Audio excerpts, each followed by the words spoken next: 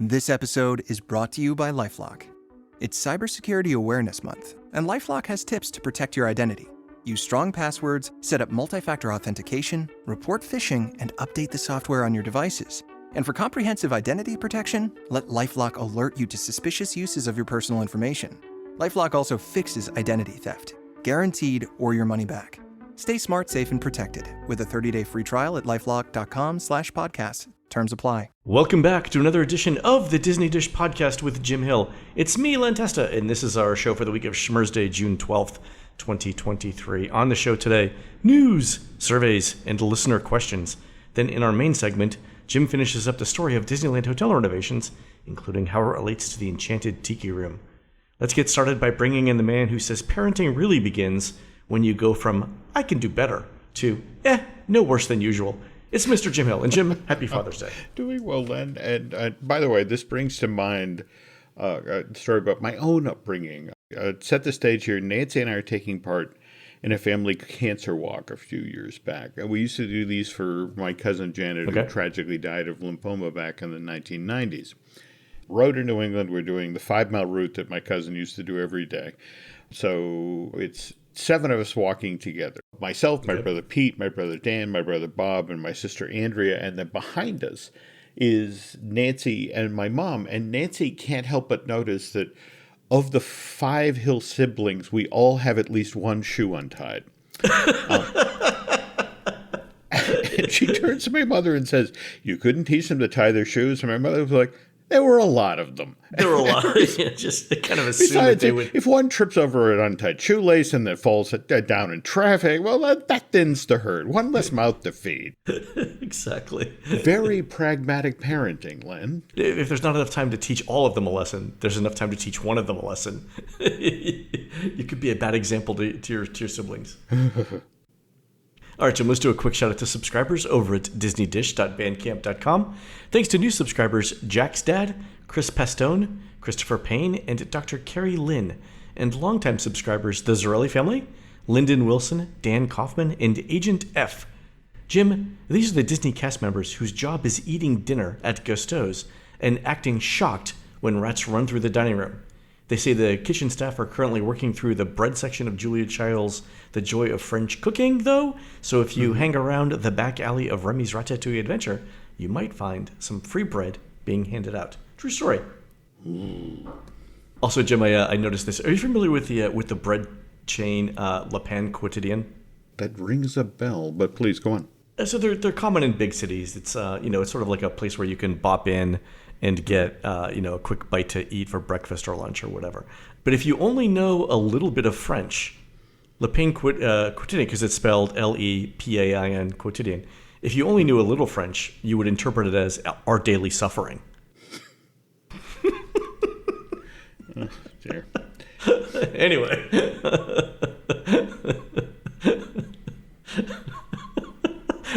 A mime is the spokesperson for it, right? But sir, what do you sell here? Lean into the cliche. Exactly. Sir, what do you sell here? We sell the dread of existence. Anyway, all right. Let's do the news. Folks, the Disney Dish News is brought to you by Storybook Destinations, trusted travel partner of the Disney Dish Podcast. For a worry-free travel experience every time, book online at StorybookDestinations.com. All right, Jim, a couple of brief news items. The walkway between the Grand Floridian and the Magic Kingdom has reopened. That's good. Oh, cool. Also, Disney's announced a new limited-time lounge at Hollywood Studios to support the opening of the Indiana Jones movie. Have you seen this?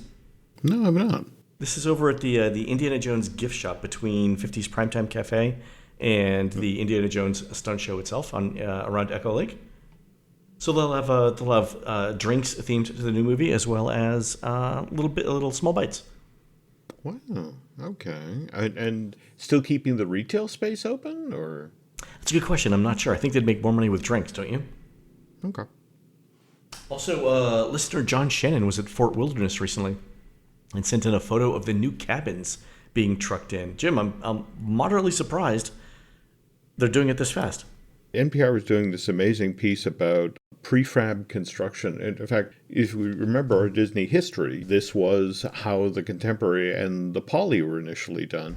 Yeah. But it then fell out of fashion And to now watch these things being trucked in. Yeah, and these things are coming in. They're painted. They're primed. The drapes are up. Like these things are ready to go. They are turnkey solutions.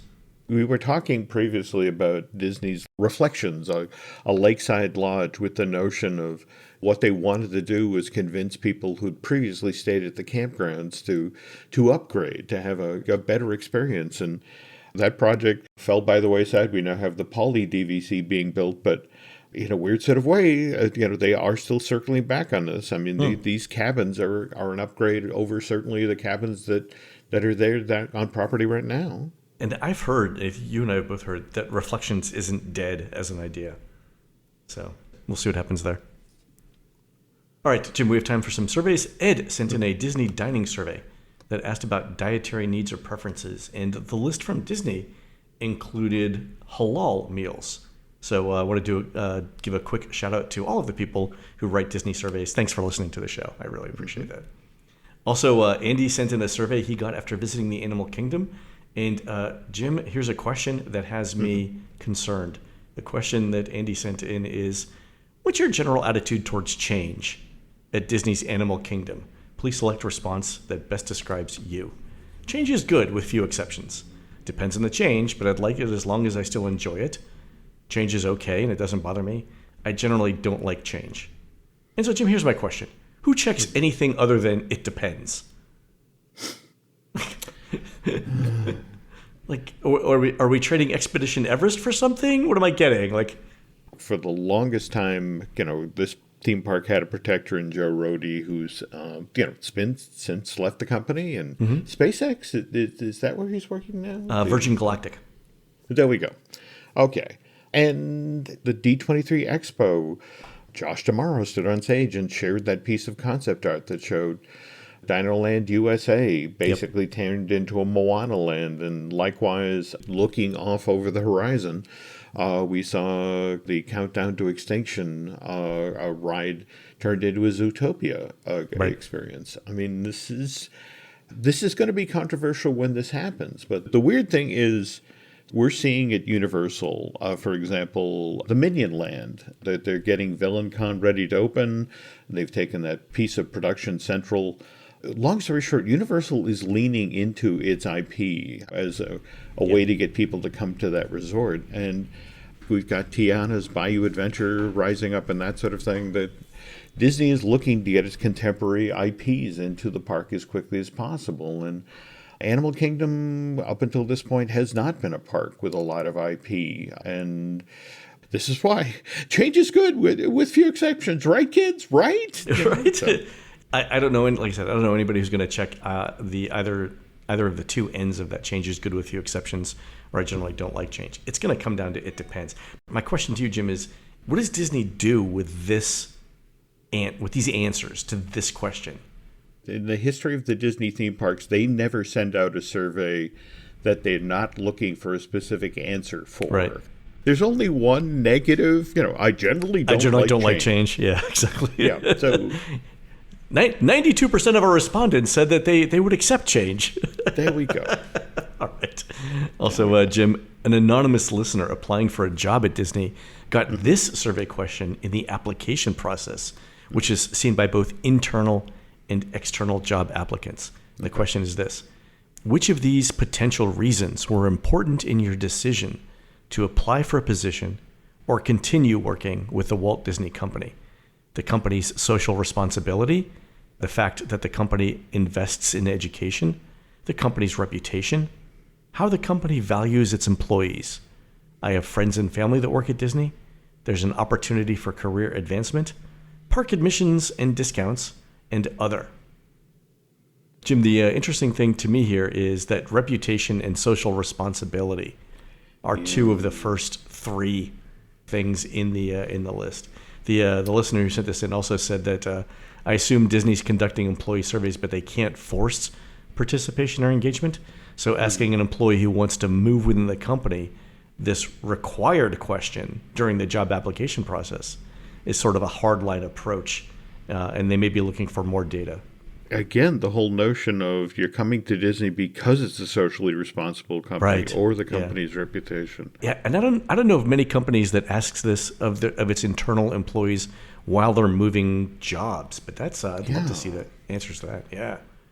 All right, last survey question. Ashley sent in a completely new Universal Studios Hollywood survey, and I want to go over it in detail, Jim, on another show. But for now, I want to highlight a couple of specific questions. One is this. Would like to learn more about how you spend your day at Universal Studios Hollywood as it relates to timing. How many hours do you typically expect to spend at the park? And so Ashley picked 5 hours. The next question, Jim, was how many rides and shows would you expect to experience during a day at Universal Studios Hollywood if you were spending 5 hours in the park? And they have it broken down by the total number of rides and the total number of show attractions. And so my first question here, Jim, is why? Why ask this question? Okay, so if you spend 5 hours in the park, and they're saying here that the sweet spot is, in 5 hours I want to get in. This is what Ashley says. I'd like to get on 5 rides and see one show. And so see 6 one things show. in 5 hours. How does that correlate with your touring plans data? Isn't the sweet spot when people go to a Disney park today, they want to get on at least 10 attractions? Yeah, 10 is the average. Okay. Maybe 11 now, depending on Genie Plus and stuff like that. But the number's been between like 9 and 11 for the better part of a decade. And if you think about how much time people spend, it's basically one thing an hour. So Ashley's number is right in the middle of that. I think if you're following a touring plan, you get there early. You can do 2 an hour. I mean, the difference is pretty stark. The next question, though, that Ashley got was, and during your 5 hours at Universal Studios Hollywood, how much time do you expect to spend on the following experiences? So how much time do you expect to spend in hours on character meet and greets, food and drink, immersive experiences, rides, resting or relaxing, walking around the parks, and shopping? And so I've never seen this breakdown, but it's really interesting. There's also a follow-up set of questions that's based around an ideal day of 8 hours. So if anyone else gets this, let me know. What I'm trying to figure out is is Universal trying to figure out what the expectations are for guests around the number of rides, and then see how many they actually do? Like if the expectation's 8, and they're doing 8 or better, then they're fine. But if it's like people expect to get in an attraction in an hour and they're not, then there's some issues there. Yeah, I think you're onto something. But again, the theme park experience, the breakdown here of character meet and greets, or the immersive experience, and just walking around the park, that sort of thing. I mean, face it, there's a certain number of intangibles here for an ideal day in the park. But at the same time, the very fact that what you're talking about, the touring plans, getting there early, doing the full day versus what's being talked about here, just 5 hours in the park. It's sort of walking up to the buffet and only getting the broccoli. Yeah, I'm not sure that Universal has a specific thing in mind with this survey, and the reason is that if you look at the previous question about the number of rides and the number of shows and attractions or show attractions that you're going to see, right? That doesn't really line up with the categories of experiences on the next line, right? What would you consider a character meet and greet? Is that a ride? Is it a show attraction from the previous question, right? Same thing with immersive experiences. Like, where does that fit in the previous 2 categories? And I'm not sure here that. I think this is version 1. This is the beta version of or the alpha version of this survey. So we'll see how it changes over time. Particularly given what Universal is building up the street. And face it, at this point, steel's going up, concrete's going up. It's not a question of, hang on, we got this results in the surveys. Hold on, guys, we're going to change the plan. It's all happening. I guess some of the stuff that they're trying to figure out here is like the entertainment stuff that they can change at the last minute, maybe. Absolutely. We'll see. All right, Jim, we have time for a couple of listener questions. Listener Tim sent in a post-trip email. Remember, Jim, Tim had asked early this year about the return of the Walt Disney World Railroad for his daughter, who's a big fan of transportation. So Tim wrote in and said, he went with his family. Tim said, at lunchtime, I was grabbing something for us to eat in Epcot. My wife and daughter walked over to Imagination. We are a Figment-loving family. So even this horrific iteration of the ride is must do. My wife was in a Figment hoodie and my daughter was in a Figment t-shirt. After we parked the stroller, the two of them hung out in the shade waiting for me, and then we ate our lunch and headed into the attraction. When we got back to our stroller, we found a plush Figment sitting there and a pre-printed note, a copy of which I attached to this email. This was truly the highlight of the trip and the thing we've talked about the most at our time at Walt Disney World. So it's a little certificate that says, from all of us at Journey into Imagination with Figment, we hope you have a day filled with imagination and magic. Oh, that's nice. That's definitely some old school Disney going on. Yeah, cast member, and that's why Tim wrote in. He's like, this is old school stuff. How often do they do it? Yeah. I'm hoping this is the first of many stories we hear like this, but that's great. Holy cow. Yeah, it's fantastic. Really happy with that. And then Meredith wrote in with this question. I'm wondering if you can satisfy my curiosity. Historically, have more people stayed in the Cinderella Castle Suite or on the Halcyon? Too soon, Meredith. Too soon. Yeah. All right. Well, let's go through the math here real quick. So there's 100 rooms on the Halcyon. It's been open for about 450 days. So 225 voyages. That's 225 times 100 rooms is 22,500 room nights. So let's say there's 2.5 people per room, and the hotel's occupancy is 50%. I'll spare you all the math here, but this is 28,125 people that have been on the Star Cruiser as a rough guess. So the Cinderella Castle Suite opened in January of 2007, and it ran that way for guests for 3 years until December of 2009. Jim, let's say a family of 3 for each of those nights. So 365 times 3 years times 3 people is 3,285 people in the first 3 years. But Jim, it's been open for 13 years and 5 months, right? Mm-hmm. So roughly 4,900 days. And I don't think they use it every day, do they? No. If anything, these days, it's more a case of you're a Scarlett Johansson that Disney's trying to convince to make a Tower of Terror movie. And, oh, hey, Scarlett, would you and your family like to stay in the castle for a couple of days? I mean, it's more of a, let me lay down this marker. Here's a perk. You want to do business with that? Absolutely. Yeah, exactly. We know that Fox can't do this. All right. So if we're saying that 28,125 people have been on the Star Cruiser, and we know about 3,285 in the castle, then we need around 28,125 minus 3,285 divided by 4,900 people per night to have stayed in the castle since 2009. That's a little over 5 people per night, Meredith. Since December 2009, I don't think, Jim, 5 people per night have been in the castle. So more people have probably been on the Star Cruiser. I'm going with that. Yeah. I think Len's math here is solid, folks. So I'm going to bow down to his expertise. By the way, did you see that all of the voyages have sold out? Oh, okay. I was wondering. You know what? It's going to go out. It's going to go out great, and that's if it had to close, this is the best possible outcome. I agree, but at the same time, it's a heartbreaker. No matter what. And how the Disney's accountants or thereabouts are going to depreciate this. So it's just how long it stays out of the inventory and what they then do with this piece of property that's adjacent to the studio and whether we ever see it come back. Lots and lots of questions, Len. Jim, speaking of questions, we didn't talk about this last week because I was out, but what did you think of the Disney tease during the Apple VR headset thing with Bob Iger? It's always fascinating to watch Disney and Apple working together because there's a certain theme park that Apple would seem to be a wonderful partner for that we've never actually seen them turn the key on anything. I know. Every product announcement, every partnership is like the meet cute in some Tom Hanks, Meg Ryan romance, but they never end up together. Ugh, drives me crazy. Yeah. So I was intrigued to see it, that I particularly enjoyed the Marvel What If tease of the Apple Pro. Right. Did you see at one point an executive for the company actually got asked about acquiring Disney? And it's just like, no, go away. No. Stop asking. No. I don't think she's cute. No. We don't want to be in the theme park business. Like a sister to me. Comcast is barely making anything doing that. Exactly.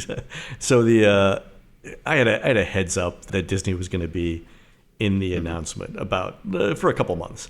The interesting thing to me was what they didn't show. So they give you a very brief look at the Main Street Electrical Parade on a tabletop.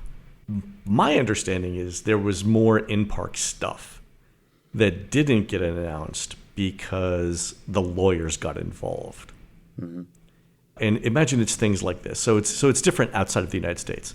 But inside the United States, imagine if you're wearing VR or AR glasses, walking around and trip over something. Who's liable, for that? If you're on a ride and you are wearing your goggles and you can't see the emergency exit because you forgot to take it off and there's smoke in the building, who's liable for that, right? There are a lot of things that could be done in theme parks with this that were filmed that didn't make it in because Disney doesn't want people to start wearing, strange glasses or headsets into the parks. There's a part of me that's respectful of that sort of litigation, that we're trying to keep people safe. But at the same time, it's just the whole notion of there's so many things we could be doing, but somebody will hold up, Yeah. You want to see progress. You don't want the most concerned person in the room to always make the decisions, right? You have to take some risks. Yeah, I get it. But I do expect to hear more about from Disney about in-park stuff for those headsets at a later date. So there's at least 2 companies that are working on very interesting things for that. Cannot wait. All right, folks, we're going to take a quick commercial break. When we come back, Jim tells us about how the changes to the pools at Disneyland Hotel reflect how Disney presents the parks to us as guests. We'll be right back. This episode is brought to you by Better Sleep. We all want to start the day by hitting the ground running, right? Of course, that's really hard to do if you didn't get a decent night's sleep the night before. And we all know what happens if you've had trouble sleeping. The next day, you're dealing with stuff like brain fog, you're having trouble concentrating. It's just not fun. Well, if you'd like to better manage that situation, personalize the sleep experience that will then calm your racing thoughts and help boost concentration, why not try one of the most positively reviewed apps in the history of the Apple Store, or so says Business Insider, and that is Better Sleep. I've been doing a lot of traveling lately, which, as you might imagine, has really disrupted my sleep routine. And I have to say that the Better Sleep app has really helped me mitigate all that. I'll just throw in an audio track like wind in trees or green noise, or if I really can't turn off my brain for some reason, I'll then listen to Better Sleep's binaural beats. That really helps with racing thoughts for some reason. I mean, that's the beauty part. The Better Sleep app has over 200 soothing sounds to choose from. Not to mention a range of smart features that will then help you sleep faster, deeper, and for longer. You can use a pre-made soundscape mix or combine your own favorite sounds, color noises, and melodies from Better Sleep's expansive library to create the perfect personal mix. Look, we all know that high-quality rest is vital to mental well-being and physical health, and if you're struggling with that aspect of your life, well, why not try one of the most positively reviewed apps in the Apple App Store? 600,000 reviews. When you sleep better, you feel better. Improve your quality of life in as little as 1 week. Download Better Sleep from your App Store or Google Play. That's Better Sleep on the App Store or Google Play. We thank them for sponsoring today's show.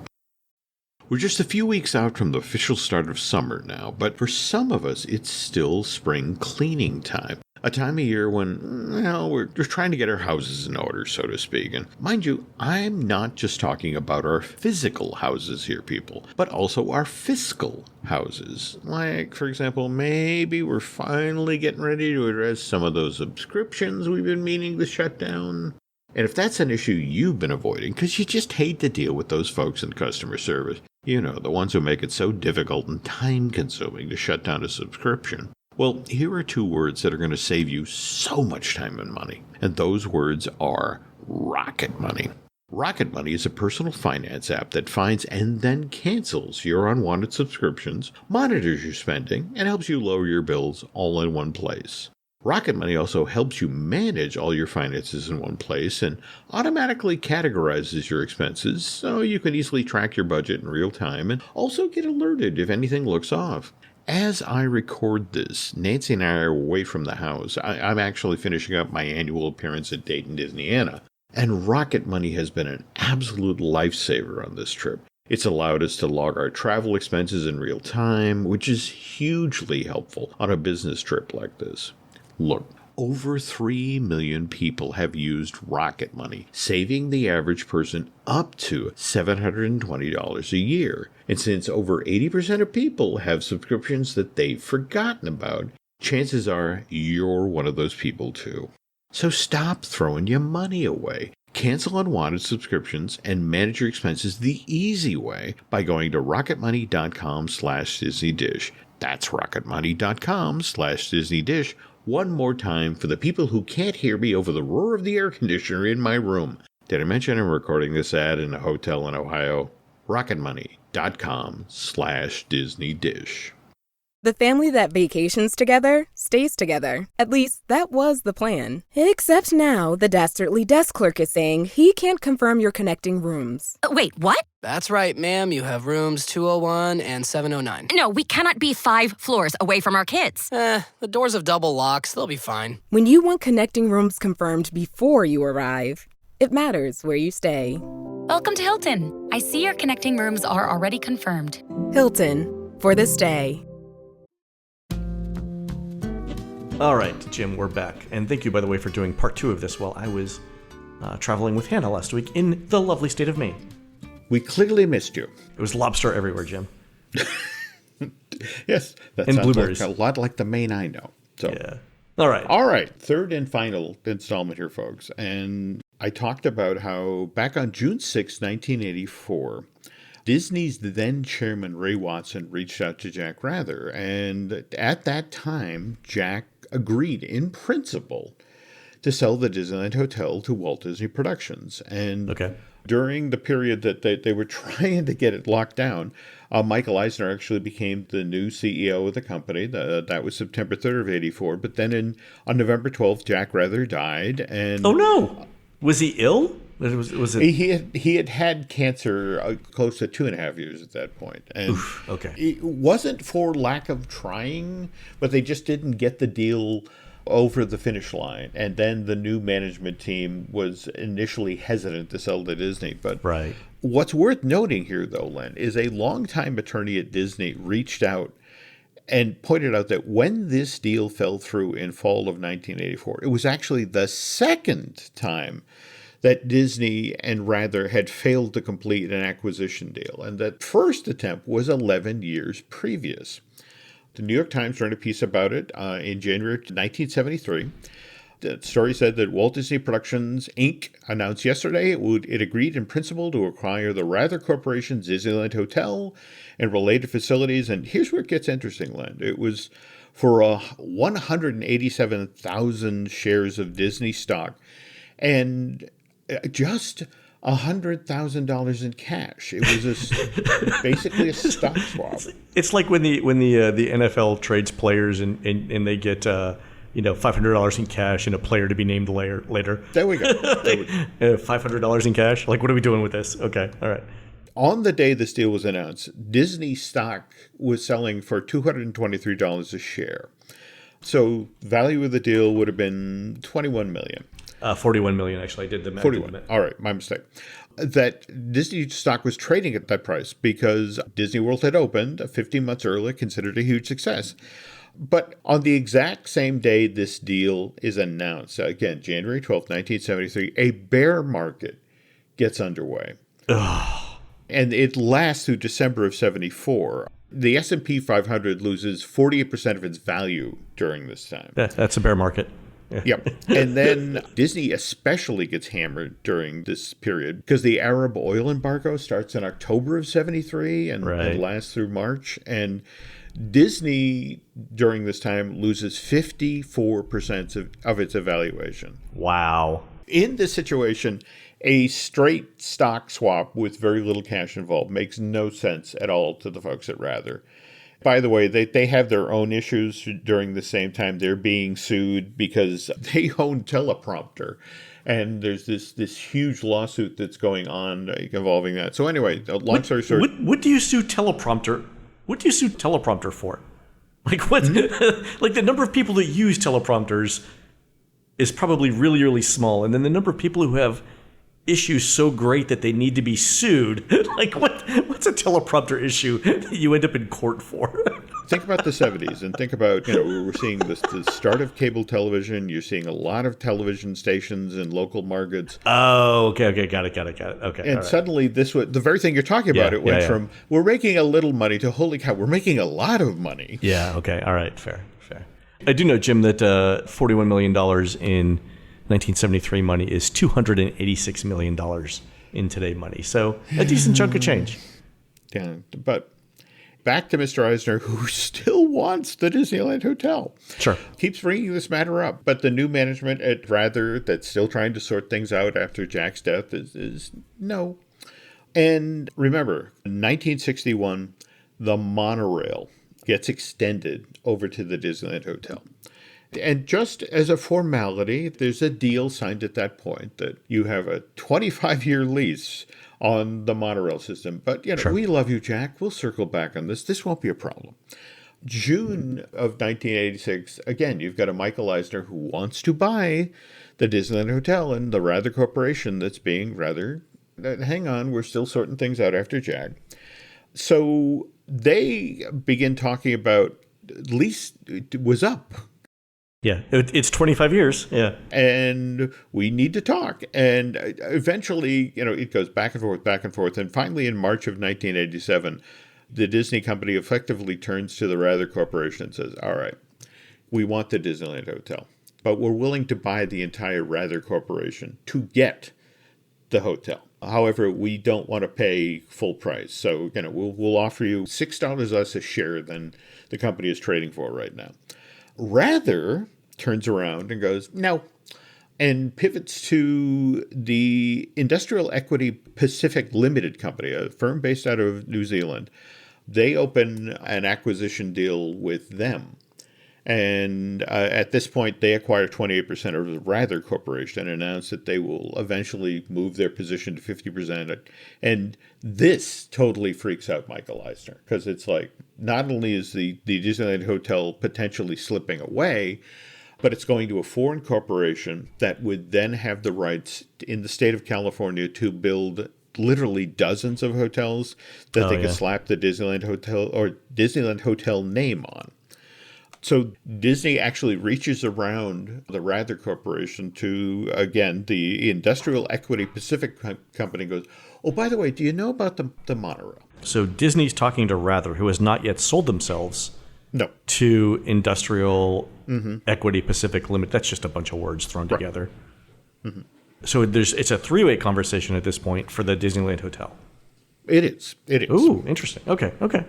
Disney is literally trying to complicate this negotiation as much as possible. This is when the conversations start to happen to the effect of, it's very expensive to operate the monorail. We're thinking of starting to insist that the Disneyland Hotel pay us $10,000 a day to operate.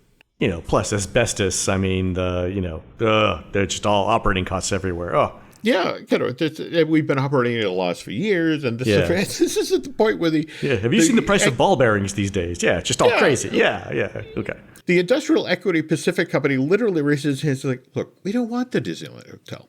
We're actually going after Rather for its oil leases. Oh, you could have the hotel. Yeah, okay. Yeah, and so Disney said, you want to go halvesies? That's just an incredible amount of luck that they're like, we don't really care about the hotel. Yeah. Well, but again, they wanted the oil. So, all right. Anyway, Disney Industrial Pacific partner up. They acquire the Rather Corporation for $76 million. Again, September of '87.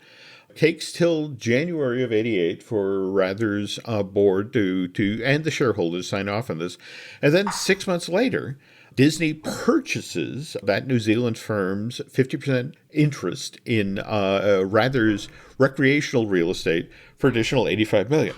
Okay, so they spent, $161 million in 1987 dollars, right? They do. But to tell you, these canny New Zealanders, they managed to also convince Disney you want us to move quickly here, right? You want that hotel. There's $89 million worth of debt, we assumed, when we bought Rather. We'd love you to take that. Oof. Yeah. Okay, so the $161 million in 1987 dollars is already up to $432 million in today dollars. So the price has already gone up by $100 million. and they have to take debt on? Mm-hmm. Okay. I mean, think about what they could have gotten this for back in 73. It was 73. What about 59? I mean, yeah, okay. All right. Wow. Anyway. Talk about rent to own, Jim. Jeez. Now, Rather's recreational holdings included a good chunk of property along the edge of Long Beach Harbor. That was where the Queen Mary was docked. Okay, so they got some real estate in Long Beach. Okay, fair. All right. They do. And if you remember in the earlier installments of this theory we talked about the World of Water thing. Yeah. That Rather had built at Disneyland Hotel. Basically a showroom for boats from 5 feet to 50 feet long. And if you're a guest at the hotel, you could purchase them. Then we got the Seaports of the Pacific redo in 1980. And that had 37 little shops and things like koi ponds and all that. But in 81, Rather signs this 66-year-long lease with the city of Long Beach. They've been operating the Queen Mary as a dockside hotel since December of 67 and losing money, sometimes as much as $3 million a year. But Jack Rather, because he's been doing the pretend seaside and the pretend marina at Disneyland, clearly has some sort of naval preoccupation because he wants this. In fact, for him, the real prize wasn't the Queen Mary, but it was the 236 acres of land around the Queen Mary on the waterfront in Long Beach, where it's like, ooh, I could do something with that. And does that land come with a lease? Yeah, and when Disney finally got all of the stuff away from industrial equity, they've not only got the 60 acres of land that the Disneyland Hotel was on, plus an additional 24 acres just to the north that Rather had gotten at one point. So there's 84 acres of property in Anaheim. Okay. But there's also this 236 acres of land down along Long Beach Harbor, which Disney seriously looked at, Len. In fact, in the 1990s, I don't think we ever talked about Port Disney, the project there that would have been a theme park, 3 waterfront hotels, retail and dining, public parks, and a cruise ship terminal. Yeah, we may have referenced it, but I don't know that we've actually talked about it. I'll go back and look. Okay. Back to the Disneyland Hotel now. So Eisner's now got 84 acres of property right across the street from Disneyland. Not enough. He then sets his sight on the Pan Pacific Hotel, which is right next door to the Disneyland Hotel, acquires that 500-room, 15-story tall building in December of 95. That one he gets for just $36 million. And now between the Disneyland Hotel and the Pan Pacific, the Disney company has 638 hotel rooms that it's operating in Anaheim. You mentioned how much money Disney has put into acquiring these hotels. And Disney's attitude at this point was, we spent a lot of money acquiring these lands, acquiring these hotels. And yes, we could do something like the Contemporary or the Poly or that here. But the more prudent thing was to keep the hotels as they are, just rebrand them, put up new names, and get our money back for a couple of years. And then, don't get me wrong, Len, they did use chunks of this land. I mean, for example, in 99, they pulled down the entire retail area at the Disneyland Hotel. That, in turn, became part of Downtown Disney, the West Coast version. Though it's worth noting that a lot of the stuff that got built there, the SPN Zone, the Rainforest Cafe, the AMC theaters, now closed. Is that where they were looking to put that luxury hotel? Yeah. Right. And what's been interesting about a lot of the Disney Forward conversations is there are other hotels being considered. But what's interesting is what's supposedly being discussed for Anaheim is kind of a page out of the Tokyo Disneyland playbook, in that, for example, the new Fantasy Springs area that's being built at Tokyo Disneyland, the one that features the Frozen land and ride, the Tangled ride, and the Peter Pan area, that has an in-park hotel, Len. And that is supposedly what's on the table for Disney Forward. The notion of the very next hotel that's going to be built in Anaheim will be inside the park. You know, you can look out your window at 3 o'clock in the morning and watch them steaming the gum off the ground. Jim, I think every single person that listens to this show would be really excited about that. Like, that would be a selling point. Well, there we go. And for me too, right? I mean, I've talked about my desire to spend the night in the Magic Kingdom, legally. So again, they get the hotel finally in '88. They own it outright. It isn't till 2007 that the Marina, Sierra, and Bonita Towers now get Disney-esque names. They become the Magic, the Dream, and the Wonder. But that doesn't move the needle. I mean, for a lot of people still come to the Disneyland Hotel and say, it's a lovely hotel from the 1970s. Oh, speaking of which, Len, you've talked on the show about your love of Love Boat and that sort of thing. I have to share a story. Go ahead. Before this big redo we're going to start talking about here, I got up into, I guess this is the Marina Tower, the one that's over the lobby. And on the topmost floor of this hotel was Jack and Bonita Rather's personal penthouse, the place that they'd stay when they'd come to the Disneyland Hotel. Oh, God. Okay. Seriously, Len, with your love of Love Boat and 70s television, you opened the door to this, and it was like stepping onto the set of Dynasty. Marble floors that then led to 2-inch thick beige shag carpeting everywhere. You know, if you went into Bonita and Jack's personal bedroom, the giant walk-in closet with the rotating shoe, you hit the giant knob on the wall and I have to find my penny loafers. They're in here somewhere. It was amazing. You would have been happy just to sit at the bar that overlooked, the sunken living room and, of course, the hot tub out on the balcony that overlooked the hotel. But anyway, back to, again, 2007, we renamed things. It's not enough to move a needle. 2009, it's time to really invest in the Disneyland Hotel. So this is one, for example, the Dreams Tower, which remember previously was the Sierra Tower, that gets renovated, new windows, new wallpaper, carpeting, soft goods are all changed out. The Dream Tower's opened in 2010. To further confuse the issue, that becomes the Adventure Tower as an Adventureland. The Wonder Tower, which had previously been known as the Bonita Tower, that gets redone in 2011, becomes the Frontier Tower, and then the final piece of the puzzle, the Magic Tower, which had previously been the Marina Tower, where Jack and Bonita's penthouse was located. That becomes the Fantasy Tower, a.k.a. Fantasyland 2012. And back to talking about the pool, again, trying to make this, the Disneyland Hotel, as much like Disneyland as they could. This then gets redubbed the Neverland Pool Area. They recreated the original Disneyland Park sign, the one you saw as you drove up to the theme park. Yeah.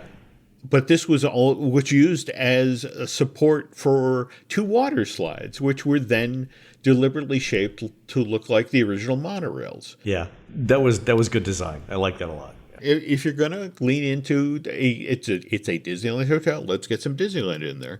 And speaking of getting some Disneyland in there, May of 2011, we saw Trader Sam's Enchanted Tiki Bar open. Yeah. What I loved about that is that kind of hit the sweet spot between. It paid tribute to the seaports of the seaports. Easy for you to say, Jim. Pacific seaports cities. of the Pacific. Yeah. There we go. But again, all about bringing more Disney into the Disneyland Hotel.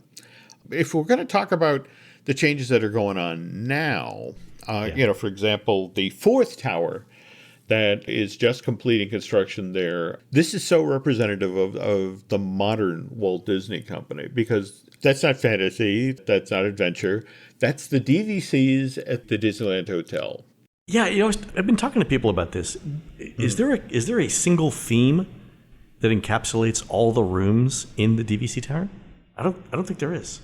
No. But again, it's very representative. I mean, think about the changes we've seen on Walt Disney World property. Mm-hmm.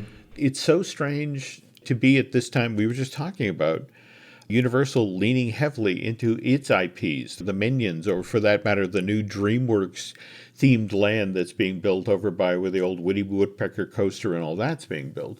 They're like, you want to come here and see our characters, where the thinking is if you're a DVC member, You want a nice looking, clean room. That you don't necessarily want characters in your face 24/7. That's the part that I think is going to be interesting from a public reception perspective at the new Disneyland DVC, because they could have gone like the Incredibles themed rooms at the Contemporary.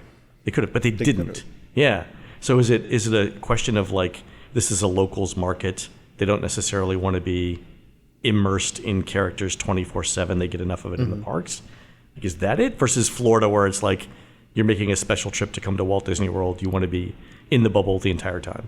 DVC members, in theory, would be among Disney's loyalist customers. And along that line of thinking, wouldn't they be the ones who'd love to be in a room that had as much Disney as possible? Yeah, I don't know. This is a great question. I'm sure Disney has surveys on it. Mm-hmm. So they're doing the DVC, but also isn't Paradise Pier closed right now for like extensive reno? Actually, it's begun reopening. And again, interesting that you bring up the Paradise Pier name, because this hotel has had a number of names, Len.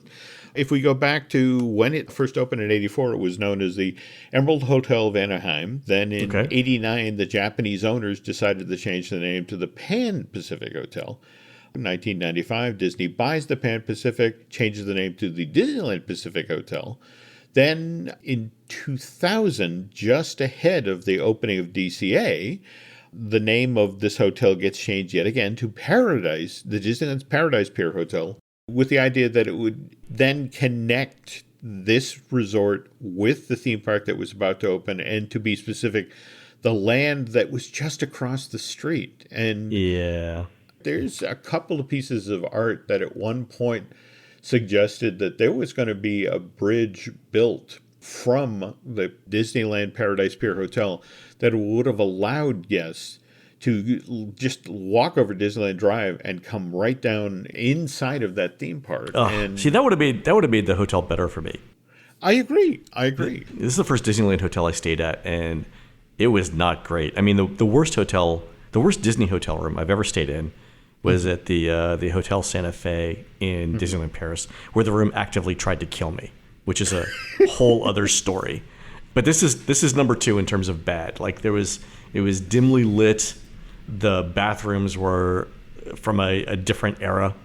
It was just not a great Disney hotel. When the Emerald Hotel opened in 1984, again, this was built by a Japanese company.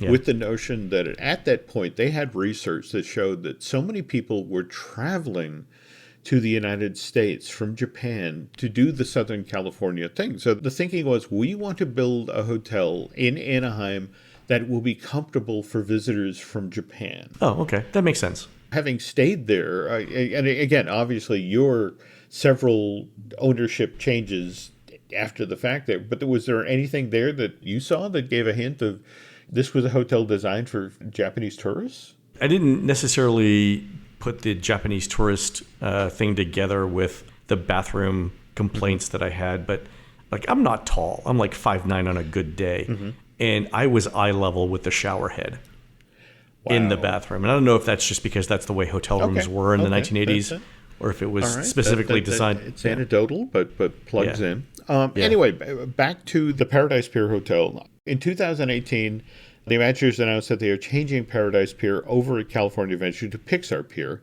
Okay. And it takes the company 4 years, but eventually they announced that to reflect the change of what's been made across the street, with Pixar Pier opening in 2019, Disney's Paradise Pier Hotel now becomes the Pixar Place Hotel.